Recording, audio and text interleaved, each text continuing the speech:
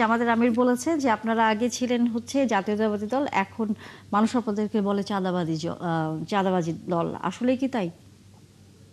দেখেন, এই দলটি কখন কি বলে এটা একমাত্র আল্লাহ তাআলা ছাড়া কেউ বলতে পারে না। মন্ত্রমুগ্ধ হয়ে মাননীয় সংসদ সদস্যের কথা শুনছিলাম। ওই যে মাননীয় প্রধানমন্ত্রী বলেছেন না, চেয়ার প্রচন্ড গরম। যথেষ্ট আবুল মাসুদ মজুমদার, মজুদ আপনার কাছে তো রেখেছিল আসতেই বলেই চাই। এই আখতারুজ্জামান সংকটটা বাবু, ম্যানেজ আপনাকে করা আমার একটু গেছে। থামাতেই হচ্ছে। আজকে মাননীয় প্রধানমন্ত্রী জনসভা করেছেন। আমরা জানি যে চাঁদপুরে তিনি ফ্যামিলি কার্ড বিতরণের পাশাপাশি সেখানে যে সমাবেশে অংশ নিয়েছেন, সেখানে তিনি একটি কথা বারবারই বলেছেন এবং এই কথাটি এর আগে উনি অনেক জায়গায় বলেছেন। সেটি হচ্ছে যে এই যে উন্নয়নের কাজ শুরু করেছে বর্তমান সরকার, সেটি নিয়ে নানা ধরনের বিভ্রান্তি ছড়ানো হচ্ছে চারপাশ থেকে এবং তিনি মনে করছেন যে সরকারের বিরুদ্ধে এক ধরনের ষড়যন্ত্রও করা হচ্ছে। আম, একটু বলবেন, আপনার কাছে জানতেই চাই যে ষড়যন্ত্র করা হচ্ছে কাদেরকে তিনি বুঝিয়েছেন, কারা ষড়যন্ত্র করছে বলে মনে করছেন আপনারা? ধন্যবাদ আপনাকে। আমি আপনার মাধ্যমে আমাদের বিজ্ঞ সহালোচকবৃন্দ এবং ৭১ টিভির দর্শক শ্রোতা সবাইকে আহ, শুভেচ্ছা জানাচ্ছি। আসলে দেখেন, বাংলাদেশ জাতীয়তাবাদী দল বিএনপি সরকার গঠনের পর থেকেই এর আগেও ইতিপূর্বে হয়েছে। বিএনপি যখন সরকার গঠন করেছে, তৎকালীন বিরোধী দলে যারা ছিল, বর্তমান ফ্যাসিস্ট যারা বিতাড়িত করেছেন, তারাও বলেছেন যে ২ মাসও শান্তিতে থাকতে দিবে। এখন বর্তমান সরকারটি মাত্র ২ মাসের কিছু সময় বেশি হয়েছে, কিন্তু আমরা অবাক বিষয়ে লক্ষ্য করলাম সংসদের প্রথম অধিবেশন থেকেই শুরু করি মানে কিছু মানে বর্তমান বিরোধী দল, মানে আজকেও আমি দেখলাম দেখলাম যে ওনারা আপনি দেখেন সংসদের প্রথম অধিবেশনের সমাপ্তির দিনে যে বক্তব্য দিয়েছেন, আবার এর আগে যে বক্তব্য দিয়েছেন, আবার আজকে যে বক্তব্য দিয়েছেন, সম্পূর্ণ ভিন্ন, একেবারে দ্বিচার। সংসদের সমাপনী নিয়ে ওনারা এর আগে ওয়াকআউট করেছেন, প্রথম দিকে একটা দুর্নীতি মনোভাব প্রকাশ করেছেন, তারপর নানা অভ্যন্তর অভিযোগ করেছেন, কিন্তু সংসদে ওনারা সবচেয়ে বেশি কথা বলতে পারছেন। এবং ২ মাসে বা ১ মাস মানে প্রথম অধিবেশনে ওনারা নানান রকম মানে যে সংসদের কিছু রীতিনীতি আছে, সাংবিধানিক নিয়ম অনুযায়ী সংসদ কিন্তু পরিচালিত। আপনি দেখেছেন সংসদে কিন্তু কার্যক্রমের বিধি আছে। স্পিকার ওনারা যখন হট্টগোল হইচই শুরু করেছিলেন, তখন স্পিকার দাঁড়িয়ে গিয়েছিলেন। নিয়ম হলো সংসদে যে স্পিকার দাঁড়িয়ে গেলে সব সংসদ সদস্যরা বসতে দিতে হয়, কিন্তু ওনারা সেই নিয়মটা আপনারা জানেন। আসলে মানে সংসদ আর রাজপথ দুটো কিন্তু এক জিনিস না। আমি দেখেন, বর্তমান সরকার যাত্রা শুরু করার পর আপনি দেখবেন যে আমাদের যে প্রতিশ্রুতি নিয়ে আমরা জনগণের কাছে যে অঙ্গীকার নিয়ে গিয়েছিলাম, আমাদের যে নির্বাচনী ইশতেহার ছিল, তা বাস্তবায়নে আমরা কাজ করছি, অর্থাৎ জনকল্যাণে আমরা কাজ করছি। মাননীয় প্রধানমন্ত্রী জনাব তারেক রহমান আমাদের নির্বাচনী ইশতেহার ছিল ফ্যামিলি কার্ড, ইতিমধ্যে ফ্যামিলি কার্ড বিতরণ শুরু হয়েছে। ২০,০০০ কিলোমিটার খাল খনন করার উদ্দেশ্যে লক্ষ্য নিয়ে ইতিমধ্যে খাল খনন কর্মসূচি শুরু করেছেন। আজকে উনি চাঁদপুরে করেছেন, কুমিল্লায় করেছেন। তারপর নারীদের ক্ষমতায়নের জন্য ফ্যামিলি কার্ড দিয়েছেন, তারপর কৃষক কার্ড দিয়েছেন এবং ১০,০০০ টাকা পর্যন্ত কৃষি ঋণ মকুব করে দিয়েছেন। অর্থাৎ কৃষক বাঁচলে বাংলাদেশ বাঁচবে, এদেশের জনস্বার্থে কাজ করছেন। বন্ধ মিল ফ্যাক্টরি কলকারখানাগুলো খুলে দেওয়ার জন্য উদ্যোগ নিয়েছেন। নতুন নতুন কলকারখানা স্থাপনের মাধ্যমে বেকার সমস্যার সমাধান, কর্মসংস্থান সৃষ্টির জন্য কাজ করছেন। আপনি আপনি জেনে থাকবেন যে ১ লক্ষ নার্স নিয়োগের জন্য সরকার কাজ করছে, পুলিশ বাহিনীতে নিয়োগ দেওয়ার জন্য সরকার কাজ করছে, সরকার ইতিমধ্যে ডাক্তার নিয়োগের কাজ করছে। অর্থাৎ যে সরকার জনস্বার্থে জনকল্যাণে বহুমুখী পদক্ষেপ নিয়েছেন। কিন্তু আমরা বিরোধী দলকে আমরা দেখি যে মানে এই ২ মাস যেতে না যেতে ওনারা নানা রকম কথা বলছেন। সংসদে বলছেন যে আমরা একসাথে কাজ করতে চাই, আসুন আমরা একসাথে কাজ করতে চাই, কাজ করি, আমরা সরকারকে সহযোগিতা করতে চাই। আবার কখনো কখনো আবার সংসদেই আবার উল্টো মানে এর উল্টো কথা বলছেন। মানে আবার সংসদের বাইরে তো বলছেন। আজকে রাজশাহীতে দেখলাম যে জামাতের আমির উনি যেসব কথা বলেছেন সংসদে, ওনার কথা এই সম্পূর্ণ প্রসঙ্গে যদি দ্বিচার। একটু বলতেই চাই আপনার কাছে প্রশ্ন, সেটা হচ্ছে জামাতের আমির বলেছে যে আপনারা আগে ছিলেন হচ্ছে জাতীয়তাবাদী দল, এখন মানুষ আপনাদেরকে বলে চাঁদাবাজি দল। আসলে কি তাই? দেখেন, এই দলটি কখন কি বলে এটা একমাত্র আল্লাহ তাআলা ছাড়া কেউ বলতে পারে না। নির্বাচনের আগে ওনারা জান্নাতের টিকিট বিক্রি করেছেন, জনগণ কিন্তু সেই টিকিট কিন্তু কিনে নাই। এখন উনি যা বলছেন জনগণ কিন্তু গ্রহণ করছেন না। সুতরাং এই মানে ওনারা যা বলছেন এগুলো জনগণ ওনাদের এইসব কথা নির্বাচনের আগে যেরকম জনগণ প্রত্যাখ্যান করেছেন, এখন ওনাদের কথা জনগণ কেন আসলে প্রত্যাখ্যান বিরোধী করে। দল আপনাদের বিরুদ্ধে এই ধরনের প্রচার করছে বলে আপনারা মনে করেন? দেখেন বাংলাদেশের একটা চিরাচরিত কালচার যে বিরোধিতার সাথে বিরোধিতা করা। বর্তমান বিরোধী দল, বিশেষ করে আমরা জুলাই বিপ্লব পরবর্তী বাংলাদেশে মাননীয় প্রধানমন্ত্রী বলেছেন এই সংসদটি রক্তের উপর দাঁড়িয়ে, এবং উনি কিন্তু বলেছেন সংসদের সমাজগুলি বক্তব্য বলেছেন যে মাননীয় স্পিকার এই চেয়ারটি অনেক গরম, অনেকে মনে করতে পারে এই চেয়ারটি কোনো আরামের, আসলে কিন্তু না, এই চেয়ারটি আমাকে স্মরণ করিয়ে দেন দায়িত্ববোধের কথা, জনকল্যাণে কাজ করার কথা। আমি অনেক পপুলার কথা বলতে পারি, কিন্তু এখানে পপুলার কথা না বলে আমি বিরোধী যে দল কি তাহলে বাস্তব, পপুলার কথা বলছে আপনার কাছে মনে হয়? হ্যাঁ, বিরোধী দল হলো যে আসলে জনগণকে বিভ্রান্ত করার ফরিদুল নির্বাচনের হক, আগে জনগণকে বিভ্রান্ত বিভ্রান্ত করছেন কি আপনারা? করার চেষ্টা, নির্বাচনের আগেও জনগণকে বিভ্রান্ত করতে চেষ্টা করেছে, কিন্তু জনগণ বিভ্রান্ত হয় নাই। এবং জি, মানে আমরা একটু কিছু কিছু ফরিদুল হকের মানে কাছ থেকে প্রশ্নের কথা উত্তরটা বলে নিতে তাদের চাই। জি, পপুলারিজম অর্জন করার চেষ্টা করছেন, কিন্তু এগুলো জনগণ বিশ্বাস করে না। আর হলো কিছু বট আইডি তৈরি করে বিভিন্ন মানে বা সামাজিক যোগাযোগ মাধ্যমে ওনারা ভুল ন্যারেটিভ তৈরি করে, ভুল তথ্য, তথ্য তথ্য বিভ্রাট, নানা রকম অপপ্রচার আমরা করছে। এই প্রশ্নের যে উত্তরগুলো সরকারটি শুনতে 2 চাই মাসে, ফরিদুল হকের কাছ আমি থেকে। শেষ করে দিচ্ছি, জি, আমি শেষ করে দিচ্ছি 30 সেকেন্ড, যে সরকারটি আপনি দেখবেন যে 2 মাসের মধ্যেই অনেকগুলো মানে সরকার যাত্রা শুরু করার মধ্যে একটা বৈশ্বিক যুদ্ধের মধ্যে আমরা পড়েছি। জ্বালানিতে আমরা জ্বালানি খাতে আমাদের অনেক টাকা ভর্তুকি দিতে হচ্ছে, খরচ হয়ে যাচ্ছে। এরপরে সরকার অনেকগুলো পদক্ষেপ নিচ্ছে। সব যেখানে সরকারকে সহযোগিতা করবে বিরোধী দল, সেই সহযোগিতাটা না করে উল্টো বরং সমালোচনা এবং বিভ্রান্তিকর তথ্য, অপতথ্য, তথ্য বিভ্রাট এবং নানা রকম নেগেটিভ তৈরি করার চেষ্টা করছে। আমরা আহ্বান জানাবো যে এই সংসদটা সকল কিছু কেন্দ্রবিন্দু হবে, যে কোনো আলোচনার কেন্দ্রবিন্দু হবে। আমরা আসুন না জনকল্যাণে কাজ করি। দেশে তো অনেক বিরোধিতা হয়েছে, ফ্যাসিস্টকে আমরা মুক্ত করেছি, আমরা এই দেশের মানুষ অনেক রক্ত দিয়েছে, রক্তের বিনিময়ে যে সংসদ, জি, সেই জনগণের আকাঙ্ক্ষা কিন্তু জি, অন্যরকম। জি, আমরা আমরা এইসব না, আপনার কথার প্রশ্ন। কথার কথার কথার বিরোধিতার সাথে বিরোধিতা না, জি, আর বিভ্রান্তিকর কোনো কথা না। জি, আমরা এখন জনগণ কাজ দেখতে চাই, দেশের মানুষের কল্পনায় আসুন, আমরা সবাই মিলে একসাথে কাজ করি, ফরিদুল হক। এটাই মানুষ প্রধানমন্ত্রী বুঝাতে চেয়েছে।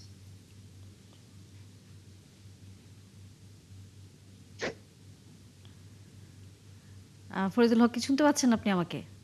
জি, জি, আমাকে শুনতে পাচ্ছেন এবার জি, ক্লিয়ার? হ্যাঁ, জি, না, আমি খুব কি বলে মন্ত্রমুগ্ধ হয়ে মাননীয় সংসদ সদস্যের কথা শুনছিলাম। ওই যে মাননীয় প্রধানমন্ত্রী বলেছেন না, চেয়ার প্রচন্ড গরম। তো সংসদ সদস্য সাহেব উনিও তো সরকারি দলে আছেন, ওনার চেয়ারও অন্তত কিছুটা হলেও তো গরম।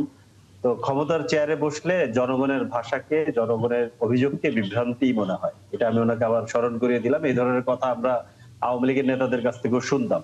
কিন্তু এবং উনি বলছেন আমরা ন্যারেটিভ দিচ্ছি, আমি কয়েকটা ফ্যাক্টস দিই। ফ্যাক্টস হচ্ছে যে ওনারা যার পরনায় প্রধানমন্ত্রী সহ গণভোটে হ্যাঁ ভোট চেয়েছে, এবং ঠিক শপথ নেওয়ার পরে ওনারা গণরায়কে অস্বীকার করে সংবিধান সংস্কার পরিষদে শপথ নেননি। ফ্যাক্ট। অন্তর্বর্তীকালীন সরকারের সময় যে সংস্কার প্রক্রিয়াগুলো শুরু করা হয়েছিল, প্রায় সকল সংস্কার প্রক্রিয়া ওনারা এসে থামিয়ে দিয়েছেন অথবা বাতিল করে দিয়েছেন একদম। এবং ইভেন ওনাদের নির্বাচনী ইশতেহারে যে সুপ্রিম কোর্ট সচিবালয়ের কথা ছিল, ওনারা ইশতেহারের কথা বারবার বলেন, সেটাকেও বাদ দিয়ে দেওয়া হয়েছে। এবং ওনারা এসে বলেছেন যে কি বলে যে মেগা প্রজেক্ট নিবেন না। হঠাৎ করে একদিনের আলোচনায় 35,000 কোটি টাকার পদ্মা ব্যারেজের প্রকল্প নেওয়া হয়েছে, যেটার কোনো সমীক্ষা আমাদের সামনে নেই। আমরা জানি না যে যেখানে ব্যারেজ হবে এর উজানে আপনার ফারাক্কা পর্যন্ত যে নদীর যে পলি পড়বে, দুই পারে পার ভাঙবে, ফারাক্কা থেকে আমরা যেটা দেখেছি ফারাক্কার উজানে, সেটার জন্য কি ব্যবস্থা নেওয়া হবে সেটা আমরা এখনো জানি না। এবং এর ভাটিতে ওই মেঘনার মোহনা পর্যন্ত ওইখানে যে নদী শুকিয়ে যাবে এবং যে লবণাক্ততা বৃদ্ধি পাবে, তাতে ইলিশের প্রযোজন সহ ওই এলাকায় যে ক্ষতির মানে ঝুঁকি আছে, সেটার ব্যাপারে তারা কি ব্যবস্থা নিয়েছে এটা আমরা জানি না। ইন্টারেস্টিং বিষয় হচ্ছে যে পদ্মা ব্যারেজ প্রকল্পটা ছিল আওয়ামী লীগের প্রকল্প, ভারতের সাথে যৌথভাবে করতে চেয়েছিলেন এবং ভারতের কোনো আপত্তি ছিল না। এখন এটারও ভারত কোনো আপত্তি করছেন না। তো এটা কিভাবে হবে আমি জানি না। এবং ওনারা আসার পরে বড় 3টা সংকট হয়েছে। এই সংকটগুলো ওনাদের দায় আছে, আমি এটা বলছি না, কিন্তু ওনারা এটাকে যেভাবে ডিল করেছেন, সড়কের অব্যবস্থাপনা, জ্বালানি সংকট এবং এই যে হামের যে মানে এক ধরনের ছোটখাটো মহামারী চলতেছে, এইটা নিয়ে ওনারা পুরনো সরকারগুলোর মতো আয়দার দায় এড়িয়ে গেছেন অথবা দায় অন্যদের উপরে চাপিয়ে দিয়েছেন। সড়কের ক্ষেত্রে মন্ত্রী বলছেন যে না, কোনো সমস্যা নেই, সব ঠিকঠাক আছে, কিন্তু আমরা দেখলাম যে ইতিহাসে স্মরণকালের সড়ক অব্যবস্থাপনার কারণে মানে দুর্ঘটনার ঘটনা ঘটেছে এবং নিহত হয়েছে। জ্বালানি অব্যবস্থাপনার কারণে আজকে অর্থমন্ত্রী এসে বলছেন যে 40,000 কোটি টাকা আমাদেরকে ভর্তুকি দিতে হয়েছে। কাদের টাকা? পাবলিকের টাকা। কিন্তু ওনারা 1 মাসের উপরে কিংবা 1.5 মাসের মতো দাম কমিয়ে রেখেছিলেন। দাম কমিয়ে রেখে সিন্ডিকেট ওয়ালাদেরকে এটা মজুত করার সুযোগ দিয়েছেন। এবং আপনি জানেন যে এই তেল একটা বৈশ্বিক পণ্য, এটা যখন বর্ডারের এই পাশে কম দামে থাকবে আর ওই পাশে বেশি দাম থাকবে, তখন আপনি কোনোভাবেই পাচার রোধ করতে পারবেন না। বাংলাদেশের মতো রাষ্ট্রে তো সম্ভবই না। তার মানে আপনি সুযোগ করে দিয়েছেন সিন্ডিকেট দিয়ে টাকা ইনকাম করে। আমরা দেখেছি যে বেনামি কোম্পানি ডিপো থেকে তেলের নিয়ে গাড়ি নিয়ে হারিয়ে গেছে, সেই কোম্পানির কোনো অস্তিত্ব নাই, কিংবা সেই পেট্রোল পাম্পের কোনো অস্তিত্ব নাই। এইভাবে কি পরিমাণ ঘটনা ঘটেছে আমাদের কাছে কোনো তথ্যও নাই। হামের ক্ষেত্রে আমরা পরিষ্কারভাবে প্রথম দিন থেকে আমরা শুনেছি, স্বাস্থ্যমন্ত্রী বলেছেন এটা পূর্ববর্তী সরকারের দায়, কিন্তু সকল তথ্যে দেখা গেছে যে পূর্ববর্তী সরকারের কেনা টিকাই এখনো ওনারা ব্যবহার করতেছেন, ওনারা নতুন কোনো চালান আনতে পারেননি, কিন্তু দায়টা ফাট করে আরেকজনের ঘাড়ে চাপিয়ে দিয়েছেন। এই যে প্রবণতা, আমরাও বলি যে আপনারা যেভাবে প্রত্যাশা করেন, আমরাও প্রত্যাশা করি যে কোনো প্রবলেম হইলে আপনি প্রথমত স্বীকার করেন যে হ্যাঁ প্রবলেম আছে, এসেছি, আমি সব পারছি না, আমাদেরকে হেল্প করেন, এগিয়ে আসেন। যেগুলো ন্যাশনাল ইস্যু, ধরেন জ্বালানি সংকট, এটা ন্যাশনাল ইস্যু। জ্বালানি সংকট বৈশ্বিক যুদ্ধের কারণে হয়েছে, এটার জন্য তো সরকারের দায় নেই, এটা তো আমরা বুঝি। আপনি ন্যাশনাল কাউন্সিল করেন, আপনি সবাইকে ডাকেন, ডেকে কিভাবে সমাধান করা যায় সেগুলো নিয়ে কথা বলেন। দেখিনি, বরঞ্চ বারবার হচ্ছে গিয়া দায় অস্বীকার করা হয়েছে। মন্ত্রীরা বারবার বলেছেন, পার্লামেন্টে দাঁড়িয়ে বলেছেন যে পর্যাপ্ত মজুদ আছে, কিন্তু আমরা দেখছি লম্বা লাইন। আবার এদিকে ধরেন পাচার হয়েছে কিংবা ধরেন সিন্ডিকেট করা হয়েছে। এবং এমনও বলা হয়েছে যে বিরোধী দলের লোকেরা নাকি মোটর সাইকেলের বহর নিয়ে এই কি বলে সংকট সৃষ্টি করেছে। আবার বারবার এক একজন একটা শব্দ শিখেছে, কি প্যানিক বাইং, কিন্তু আমরা সারা পৃথিবীতে জানি প্যানিক বাইং 5-7 দিনের উপরে থাকে না। কিন্তু এই পুরো জিনিসটাকে তারা ম্যানেজ করতে ব্যর্থ হয়েছে। এবং এর পাশাপাশি ব্যাংক রেজুলেশন অ্যাক্টে 18 ক যুক্ত করে যখন এটা পাশ করা হয়েছে, পুরনো ব্যাংক মাফিয়াদেরকে, ব্যাংক লুটেরাদেরকে ফেরত আনার সুযোগ দেওয়া হয়েছে। মানে আপনি একটা অপরাধ করলেন, অপরাধ করার পরে আপনি বাংলাদেশের ব্যাংক খাতকে ধ্বংস করে দিয়েছে যারা, তাদেরকে আবার ফেরত আনার সুযোগ দেওয়া হচ্ছে, যেটা করার মধ্য দিয়ে। তো এইগুলো নিয়ে আপনি যদি বিরোধিতা করেন, কথা বলেন, সেটা কিভাবে বিভ্রান্তি হয় এটা আমার ঠিক জানা নেই। এবং আপনি 2/3 মেজরিটি পেয়েছেন বিধায়ী গণরায়কে, 70% মানুষ যে গণরায় দিয়েছে সেটাকে অস্বীকার করবেন। আমরা যে কমিটমেন্ট করেছি জুলাই সনদে, আমরা যে সংস্কার প্রক্রিয়া শুরু করার কথা, সেগুলোকে আপনি বাতিল করে দিবেন কিংবা বন্ধ করে দিবেন। এবং মানে প্রায় প্রত্যেকটা প্রতিষ্ঠানে দলীয় লোক বসাবেন।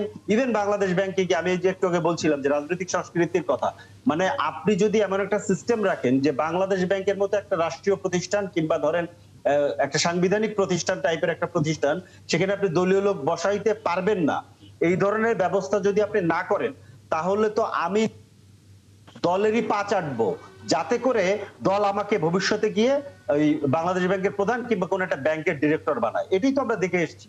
নতুন কি দেখছি? নতুন তো আমরা কোনো কিছু দেখছি না।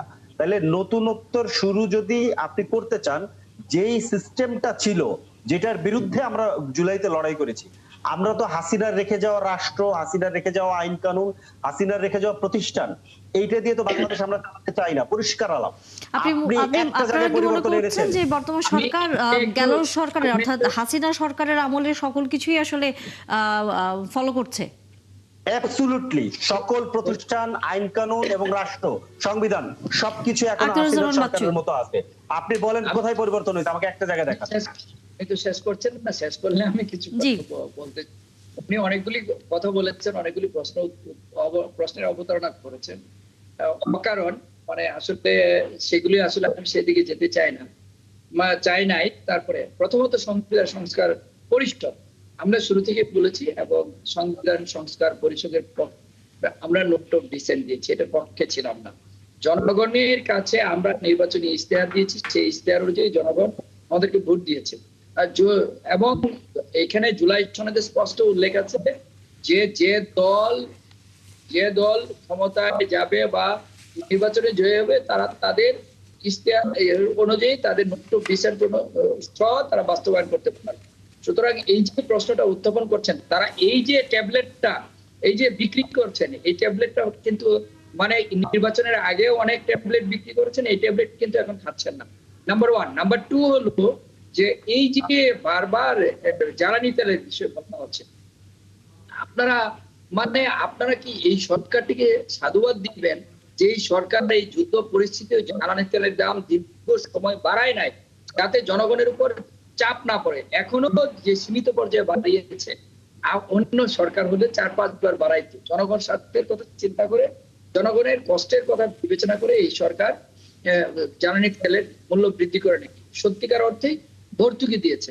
কারণ হলো জ্বালানি তেলের মূল্য আপনি যারা 10 টাকা বাড়ালে 5% বাড়ালে অনেক সময় যানবাহনের ভাড়া বেড়ে যায়, পরিবহনের খরচ বেড়ে যায়, ডিজেলের দাম বেড়লে কৃষকের সেচের দাম বেড়ে যায়, কষ্ট হয়। বর্তমান সরকারটি জনগণের সরকার। আর আরেকটি জিনিস আপনি চেয়ার নিয়ে যেটা বলেছেন, হ্যাঁ আমাদের চেয়ারটা আসলেই গরম। আমরা এই চেয়ারটি মাননীয় প্রধানমন্ত্রী যেটা বুঝাতে চেয়েছেন, এই চেয়ারটি বারবার দায়িত্ববোধের কথা স্মরণ করিয়েছে। এই চেয়ারে বসে জনপ্রিয় কথা উনি বলতে পারেন, মানে আমরা সেটা করি না। আমরা যা বলি তা করি।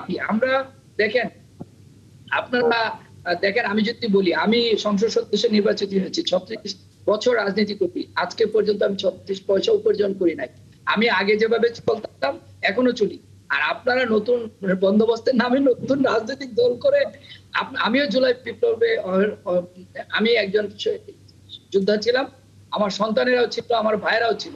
আর আপনারা এই নতুন বন্দোবস্তের কথা বলে আগে রিক্সায় চড়তেন, এখন প্রাডো গাড়িতে চলে। এই হলো সমস্যা। আর আপনারা এই ইউনূস সরকারের আমলে পুরো সময়টা আপনারা ক্ষমতায় ছিলেন, তখন আপনারা অনেক কিছু আর সবকিছু আপনারা করেছেন, অনেক কিছু আপনারা করতে পেরেছেন।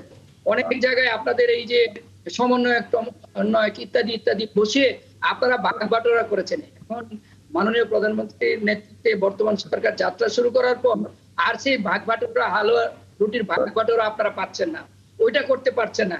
এই জায়গায় এটা তো বলেন না। আর মাননীয় প্রধানমন্ত্রী সকালে দেখবেন যে জামা পরে সেই একই জামা পরে রাত্রে 10টা পর্যন্ত থাকেন, কাদা প্যান্টে, জামাতে কাদা সহ খাল খনন করছেন। কি জন্য? কারণ আমি এই যে সকালে শুরু করেছি, আমি আমার কথা বলি, এই যে উপরওয়ালা আল্লাহ রাব্বুল আলামিনকে সাক্ষী রেখে বলি, আমি আমার এলাকায় গিয়েছি, সকালবেলা বের হয়েছি, অতিবৃষ্টির পর আমাদের অনেক কৃষকের জমি তলিয়ে গেছে। সকালে আমি সরকারি কর্মকর্তারা আমার সাথে ছিলেন, আমি সকালে বের হয়েছি, রাত্রে 9 দুপুরে এক জায়গায় আমার খাওয়ার কথা ছিল 2টার দিকে, আমি সেখানে খেয়েছি 9টা 20-এ। সারাদিন না খেয়ে আমরা জনগণের জন্য কাজ করি। জনগণের দুঃখ বা আমাদের দুঃখ, আমরা এই দেশটাকে বদলে দিতে চাই, একটা পরিবর্তনের সূচনা করতে চাই। আপনারা অযথা বিরোধিতার সাথে বিরোধিতা না করে আপনারা গঠনমূলক সমালোচনা করুন, আমরা সাধুবাদ জানাবো। আপনারা যদি আমাদের ত্রুটি ধরিয়ে দেন, আমরা সেটা গ্রহণ করব। কিন্তু আপনারা যা বলছেন, আপনারা ঠিক মানে জনগণের জন্য তো বলবেন না। জনগণের এই যে কৃষকের ফসল তলিয়ে গেছে, দেশে খাদ্য ঘাটতি হতে পারে, কি করণীয়, কি করা যায় সেটা বলেন না। আর জ্বালানি তেলের কথা, যখনই জ্বালানি তেলের প্রসঙ্গ আসলো, মাননীয় প্রধানমন্ত্রী দাঁড়িয়ে বললেন যে আসুন আমরা একটি কমিটি করি। সেই কমিটিতে বিরোধী দলের সদস্য কত আর আপনাদের কত পার্সেন্ট? কিন্তু মাননীয় প্রধানমন্ত্রী সরকারি দল থেকে 5 জন সদস্য এবং বিরোধী দল থেকে 5 জন সদস্য। আপনাদের তো যদি সংখ্যানুপাতে করেন, আপনাদের 2 জন সদস্য কিন্তু এই কমিটিতে আসে না। কিন্তু মাননীয় প্রধানমন্ত্রী আপনাদেরও 5 জন সদস্য অন্তর্ভুক্ত করেছেন, এবং সেই যখন কমিটি করেছেন কিছুদিন পরেই লাইন হাওয়া হয়ে গেছে। আর আপনার কথার মধ্যে কিছু দ্বিচারিতা আছে। আপনি বলেছেন মজুদ করেছে, আবার বলেছেন যে আমরা দেখেছি জ্বালানি তেলে মজুদ নাই, সংকট। তো আপনি তো আপনার কথার বিরোধিতা করছেন, যে আপনি বলেছেন যে তেলের মজুদ নাই, আপনারাই বিরোধী দল বলেছেন তেলের মজুদ নাই, আবার বলেছেন যে সরকার মজুদ করেছে। মানে উল্টো, মানে টোটালি দ্বিচারিতা। এগুলো কোনো মানে হয় না ভাই। একটা যুদ্ধ আমরা কি কেউ জানতাম? এই যুদ্ধটা আমাদের উপর এভাবে মানে এভাবে কখন যুদ্ধ আসবে কেউ জানে না। আর বাংলাদেশের মতো দেশে জ্বালানি কি আপনি 6 মাসের জন্য মজবুত করে রাখতে পারবেন? এটা বাংলাদেশের মতো একটি দেশ, বিশ্বের উন্নত দেশেও পারেন 6 মাসের জ্বালানি মজুত করতে পারেন। বাংলাদেশ সরকার যথেষ্ট জ্বালানি মজুত রেখেছিল বলে আপনাকে আমার একটু থামাতেই হচ্ছে।